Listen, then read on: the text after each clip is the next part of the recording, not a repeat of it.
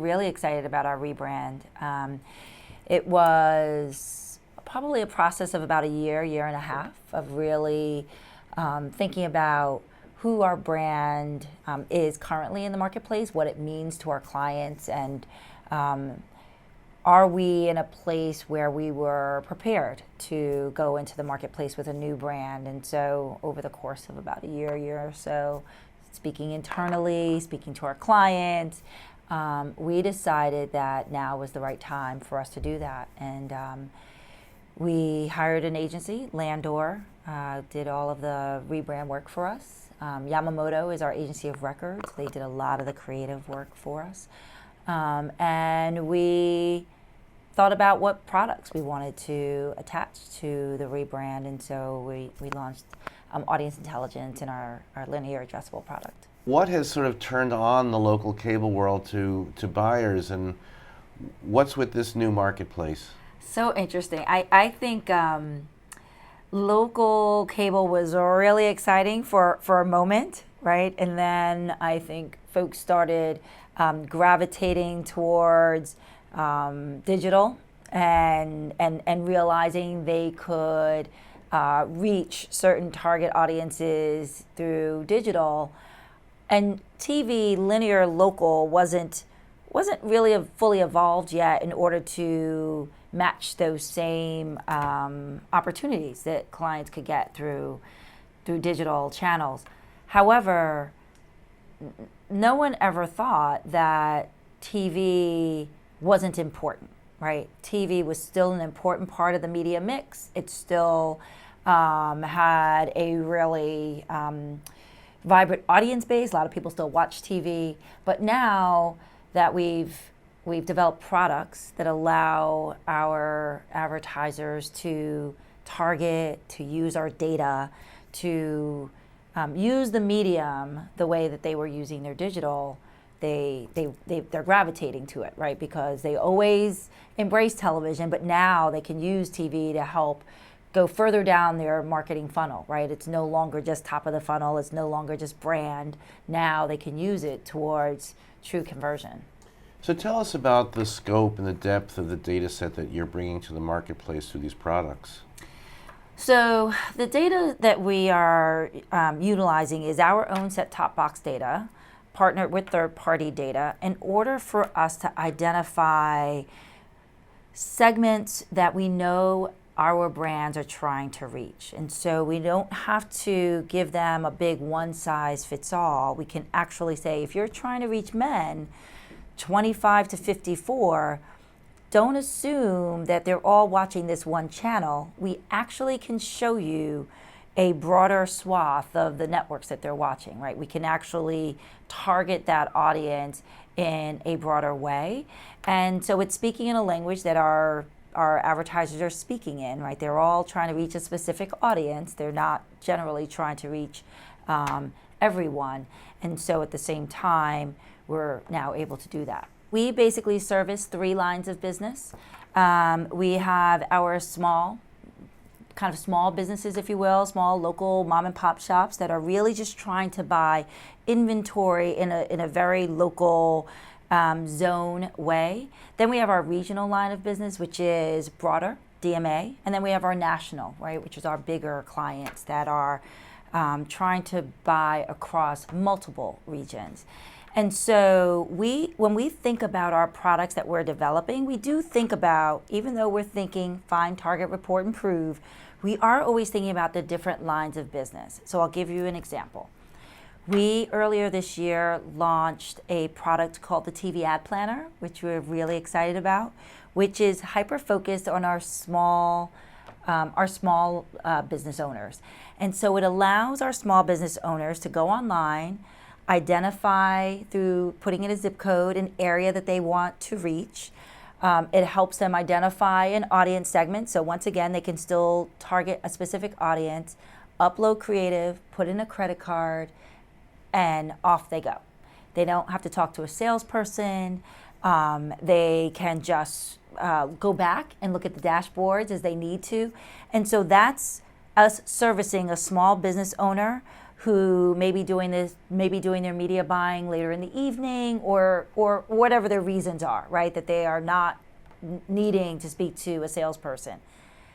That product alone has opened up a wide pool for us, right? We are now reaching clients that we did not service at all before. Brand new folks. The same goes for as we continue to develop products for our medium and national lines of business. We can now take the products that we're developing and entice people that maybe we weren't working with before, who either thought we didn't have a way to segment our inventory, to your point, segment our inventory in that way to meet their business needs, and now we can. Or from a national brand, you look at someone like an auto brand who maybe wants to target a certain consumer with their trucks versus someone who, same company, wants to target a different audience of families with their SUVs. Now, because we can use our data to make that opportunity available to them, we hope to bring them on board. And so we don't necessarily have a strategy against this product is going to allow us to bring this brand new segment. We're looking at it through the lines of business, and then we come up with a strategy against that. So tell us about addressability and also some degree of creative versioning of serving the right ad to the right home, and progress that you're making and some new products that you're introducing. It's probably one of the most exciting products that we are developing, and everyone in the TV industry, I think, is thinking about addressable, developing products. Some have already had lots of success with addressable. The way that we think about addressable is it is just part of your marketing and media mix. It should not be the only way you use television as a medium.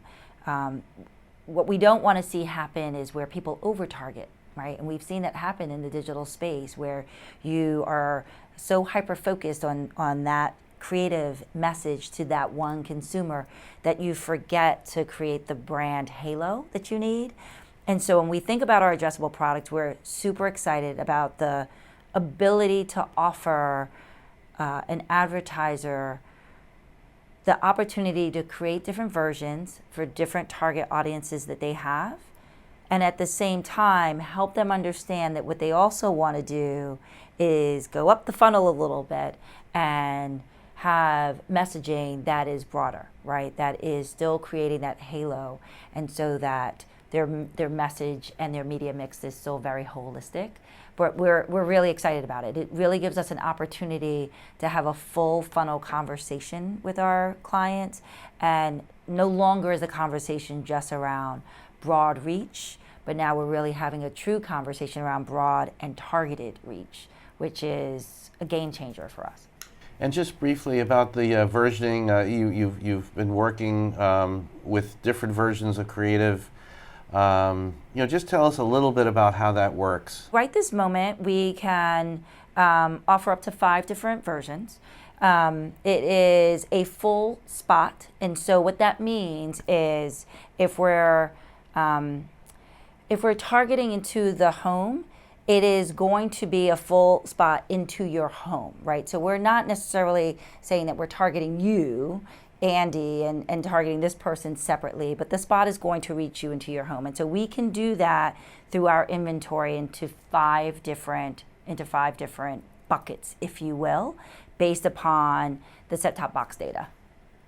Great. And finally, what's exciting about our industry to you right now?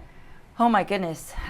There's so much that's exciting to me about our industry. I have been in this industry a long time, and it's great to see so many of us working together to solve the challenges that we know our clients have.